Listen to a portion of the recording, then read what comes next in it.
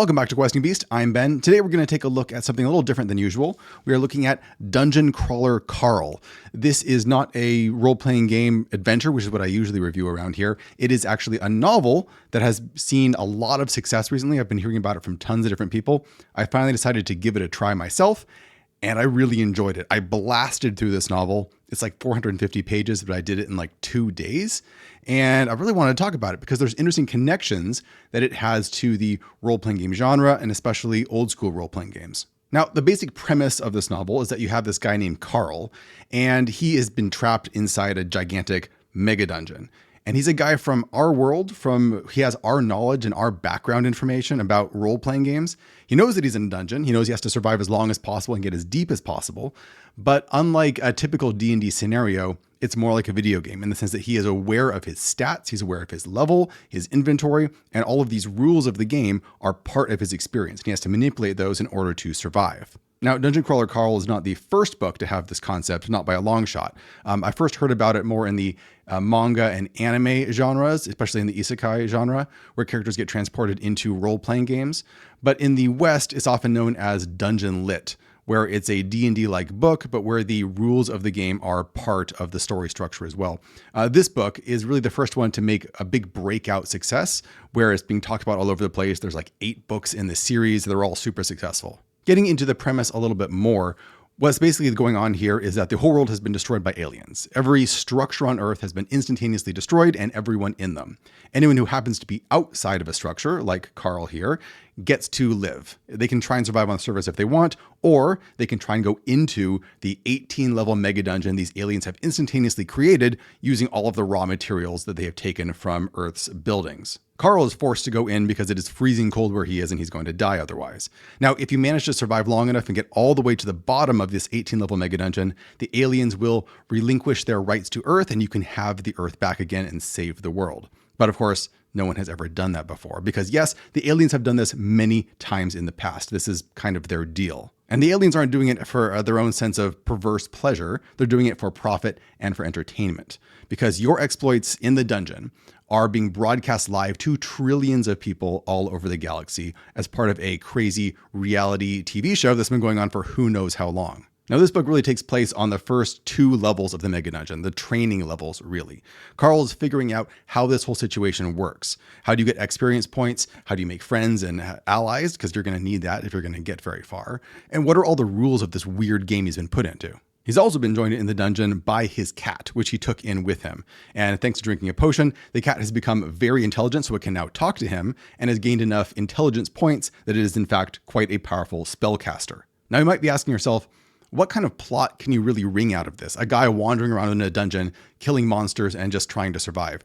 And the answer is, well, it's actually really interesting because the way that the story is structured is kind of similar to the way that a lot of old school dungeon masters will talk about old school D&D, especially traditional mega dungeons, where in order to have an interesting story, you don't need to actually plot out a really detailed plot in advance.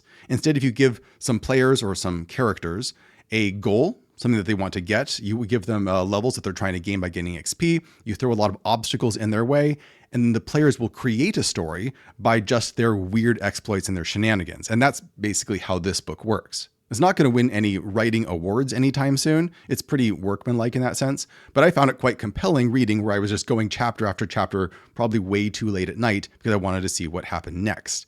Carl is put into these weird situations one after another with often very limited resources and has to figure out how to exploit them and how to overcome them. He has to learn the rules of the game so that he can manipulate those rules. He can find glitches in the system, edge cases that the creators haven't thought of. In several of the different boss fights, he wins basically by cheesing them, by figuring out ahead of time what the boss is probably going to be, and then creating a trap that's going to obliterate the boss really quickly so you won't have to fight it. This is exactly the kind of behavior that I try and incentivize in my own players, so I found that fascinating that the character in the book was doing that as well. But one of my favorite things in the book was actually the inventory system.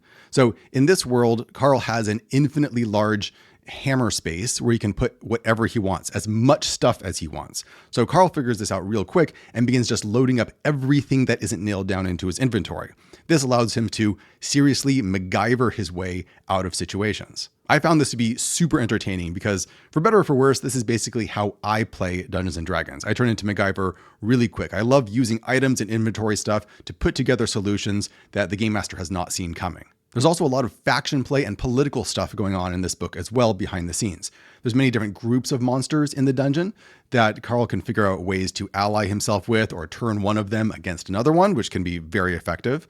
And also we get more and more hints of the galactic situation that is happening outside of the game. There's many different alien races and species and kingdoms going on out there outside of the mega dungeon, and figuring out what those things are and what they actually want and how they are invested in the outcome of the dungeon is going to become more and more important to him as the book goes on. Being a crawler in this mega dungeon is a lot like being a live streamer, because you have people around the galaxy who can follow you and watch you as you do anything inside the dungeon. So his view count starts getting up through the billions and trillions of people as he becomes more and more popular.